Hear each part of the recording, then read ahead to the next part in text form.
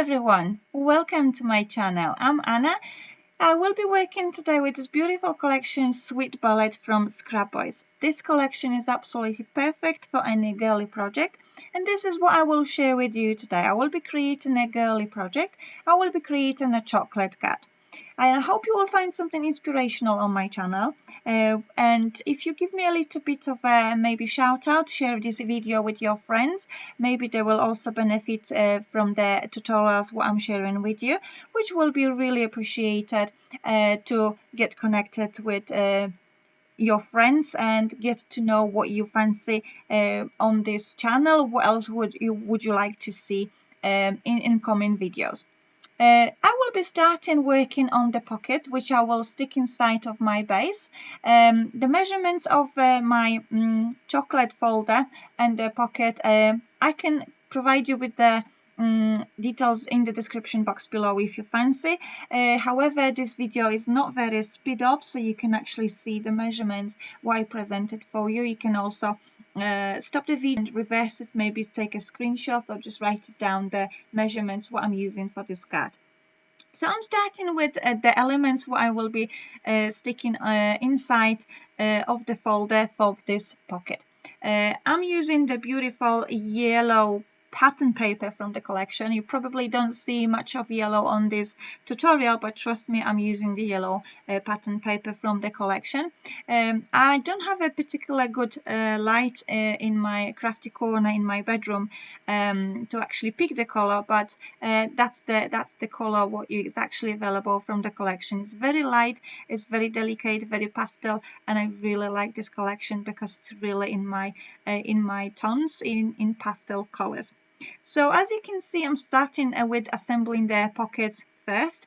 So I've cut out the elements which will go on my pockets. They are slightly smaller than my base because I like to keep this white margin on my elements, and that way I can see that the white is peeking through from underneath. This is the way how I create most of my project. I always like to have this white little margin on my project. So as you can see, I'm assembling the pocket, which is very simple to do. You don't have to have so many advanced tools to create something like this at home and gift it to your friend, for example, daughter, or if your granddaughter, or whoever you want to gift it for. I'm creating this chocolate card for one of my friend's granddaughter. She's got a birthday in the next few days or so, so I thought I will create a nice sweet surprise for her, and I will send it away. So I'm just assembling the pocket which will go inside, like I said, and I also will decorate a little bit by adding this beautiful element what I've cut out from the collection.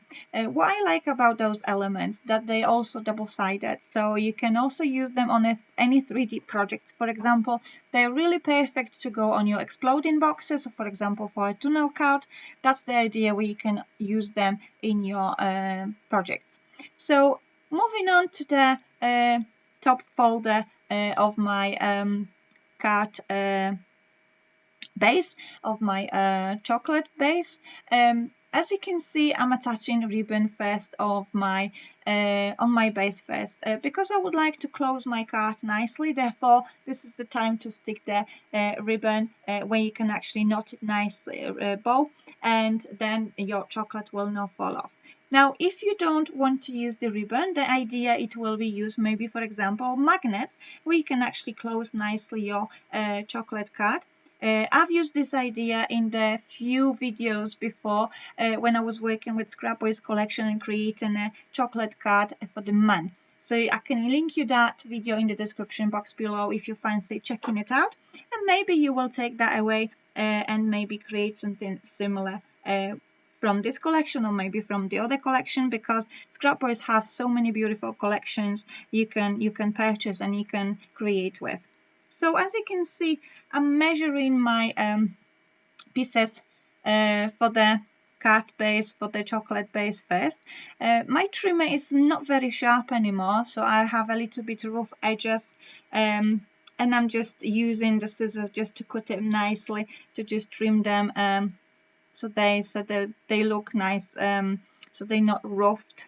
However, if you feel like you would like to distress the edges, then by all means you can go for that and you can distress the edges. Nothing stopping you of doing it. So, but because this project will be very simple, very plain, very pastel, very delicate, I would like to keep it very simple. Therefore, I'm just not distressing the edges at this point. But most of my projects have distressed edges. This is the way how I like to create. As you can see, I'm reaching out for this corner punch when I'm punching out those little like arrows. And there you can actually insert the white piece of cardstock where you can write the message for the recipients. This is the idea we can do. If you want to maybe avoid this step, then by all means you don't have to follow the same steps what I am doing. This is just an idea what you can do with the paper pattern what you have on site. So you're not writing the message on the pattern paper, you can write it on a white piece of paper what you can insert it. And also when you for example want to gift your card away to someone else, then you can always take it out and maybe just write a new message. That's just an idea what you then you reuse it for. So I'm just adhering the pieces of the pattern paper what I've cut out from the collection, and I'm using tacky glue for that. Now, by all means, you can work with a double-sided tape. You can work with, for example, any other glue what you have on hand, anything, whatever you have, what you feel comfortable working with, even gel medium. Then by all means, you can adhere your pieces with that. Sticky type glue, gel medium, wherever you want. I like to work with a tacky glue. It's a really good adhesive. It dries fairly well, and also the consistency of the glue. It's good that when I'm attaching the glue to my paper, it's not actually crinkle the paper. It's not making like a wavy. So that's the idea. I'm using this glue. So as you can see, I'm adhering the pieces of my card base, of my chocolate base first. So I've started with adhering the elements inside of my folder first, and now I'm moving on and attaching the paper elements on top of my folder. Also, the idea is I'm going to just punch out the corners like so everything goes nicely together. But because I've punched out the corners on my pattern papers, I'm also doing exactly the same on my folder on my base, so it goes nicely together. Now I will adhere the pocket for my card, for my chocolate, which I can insert it inside, and then I will move on and start building the layers and composition on top of my chocolate folder. You don't have to be super precise with this project, like keeping everything into the millimeters or so, measure everything into the point. You can just eyeball it and just take it from there. That's the way how I like to work. That's the way what works for me. Which is like, for example, 1 millimeter a little bit to the right or to the left. It doesn't bother me. It's just, you know, the idea that is created in a nice clean order. That's the main point. So I'm just starting building the layers on top of my folder first on my chocolate card. And I'm also working with the same tone of colors what I have on the bottom paper already. So I'm not introducing any new colors. I'm keeping the same tones of colors what I already have. And I'm also using the wheel punch here, which I'm creating a nice like a stitching pattern on my paper, so it will also have nice interest. It looks a little bit like highlighted, and also the edges of my paper gets lifted up by adding that extra interest on the paper. Now, if you don't have those tools in your stash, then by all means, you can use a sewing machine, or you can just completely skip it like this and leave it nice and plain. That is entirely your choice. So I'm also adding extra layer as well, and because I have a yellow insert for the pocket for the chocolates to insert it inside, I decided that I will add a yellow piece of the paper between the bottom and top layer. And I'm also using the foam squares from ScrapBoys. This is a really good product you can actually purchase and use on your project. The squares are available in 3 and 2 millimeters, so it's entirely up to you how much your elements will be lifted up, if it's going to be lifted a little bit higher or if it's going to be a little bit lower. Therefore, you can choose the size of the thickness of your squares what you will be adding to your project. I'm using 3 millimeters because I want those layers to be dimensional, to be lifted nicer. So I'm just on purpose using those thicker ones for my project today. So I'm just assembling the layers one after another, and as you can see, each one has those squares added. So one after another is got nice dimension. The layers are nicely lifted, they're not completely flat, and therefore my product have that extra pop, extra dimension. So it's really looking like a 3D or even 4D, you can call it. So I'm just assembling all the layers together. With squares, you can see a really good adhesive there.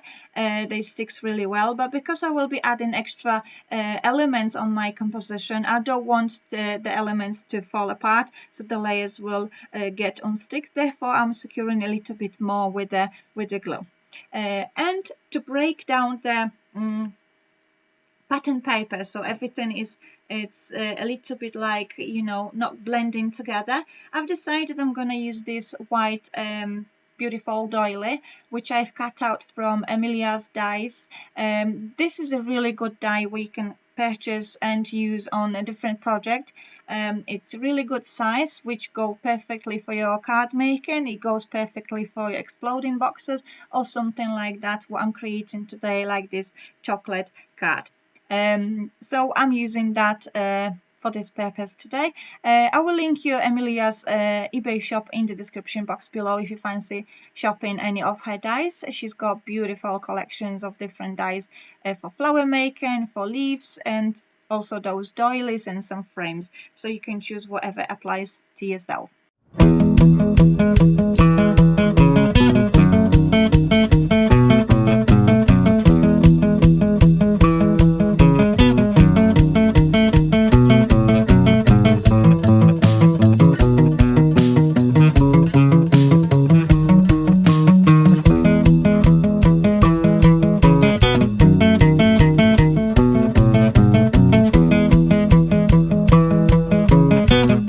Now, as you can see, I have some elements what I've cut out from the collection, and I will use those to build the composition. And I'm also bringing some Formiran flowers, which I will also add to my composition. As you can see, I have a few flowers here, and I will show you a little bit of trick how you can actually build a nice composition for your focal point. So it's not overkilling the elements what you already have there, so it's not overtaking them, so everything is kept nicely in the hierarchy. As you can see, I have this large pink flower, which I just took it straight away because it was just too big. It was too striky for this project, so definitely that's a big no-no for this time. It will be probably used for something else. So as you can see, I have this nice soft a pastelish flower, which will go nicely together. So my focal point, this ballerina, will not be taken over by the composition made with flowers. It will be still nicely visible. So the flower, it will be just additional to the main focal point. I also have this flower with a resin inside, but as you can see, it's a little bit too striky, it's a little bit overtaking the composition. And also this yellow one, it's a little bit too much, it's a little bit too bright for this project, because the papers are very pastel, very soft, so definitely that's not the one what I will be using. So I have a box with the different flowers what I've made from Formiran, from paper, so I'm just gonna pick the ones what will go nicely together for this project. And I'm concentrating on the same tone of colors what I have on the pattern paper, so I will be staying with the pink and blue and yellow. So as you can see, everything nicely matching together. So I'm just starting building a composition, and also I will raise my elements using a little bit of leftovers from the chipboards what I have there. By all means, you can use your foam squares if that's something what you fancy doing. I always like to recycle things what I have on my hand, what I have left over from the previous project, so therefore I'm using what I have. So I'm just gonna attach the flowers first to my project, and I'm starting building the composition on the angle. So it will be coming from the top right corner to the bottom, and then will be transferring to the left bottom corner of my folder of my base. So it will be coming from the very delicate, very soft from the top, going a little bit wider and a little bit heavier at the bottom corner, and then softly moving on to the left bottom corner of my folder. As you can see, I also have those dies. As you can see, I also have those small leaves what I also use Emilia's dies to cut, and I think those leaves will go nicely together with the flowers what I've already chose. The reason I've chose those small little leaves because they're not overtaking the project, they go nicely together with everything else. I also have a small little brownie branches, small brownie leaves from the elements what I've cut up from the collection, so that's why I'm mixing and matching everything together. So it's not overkilling, it's not overtaken, it has that nice soft transition one from another. As you can see, it's just a matter of picking the right elements, picking the right tools to work with, and you are absolutely fine to create a nice project. If it's scrapbooking or if it's mixed media, I always share the tips with you, and I hope you're taking the idea away and you are trying those out, and I hope it works for you as it works for me. So I'm just gonna leave you with the music for a few minutes to finish off my composition, and I will get back to you in a moment to finish off the project.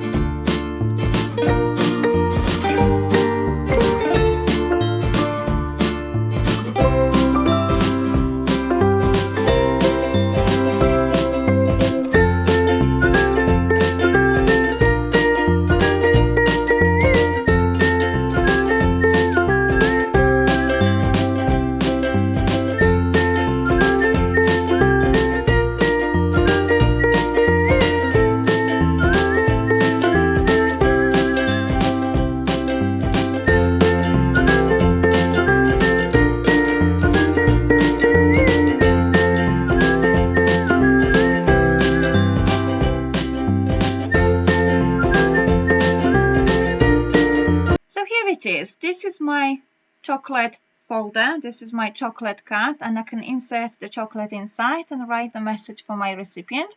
To finish off my project, I will add a few liquid pearls. I have Nouveau pearls, a little nice pastel pink liquid pearls, and I also have a crystal pearls. When they dry, they look like water drops, so it's also adding that extra interest to the project, that it looks like it's been sprinkled with the water. So it's really cool project to have in your stash. So this is pretty much everything from me, my beautiful friends. I hope you enjoyed it. I hope you have an idea what you can do with this beautiful collection. I hope you have a clue how you can build the composition, what elements to use, how to build the layers and layers. And if you have any questions, then by all means, feel free to drop me a comment. I'm always more than happy to answer any of your questions. If I don't reply to you straight away, then don't worry, I will definitely get back to you sooner or later. So if you just give me a little bit of patience, then there will be obviously your answers coming down. So this is it, my beautiful friends. I hope you enjoyed it. Until the next time, I'll talk to you soon. Bye for now.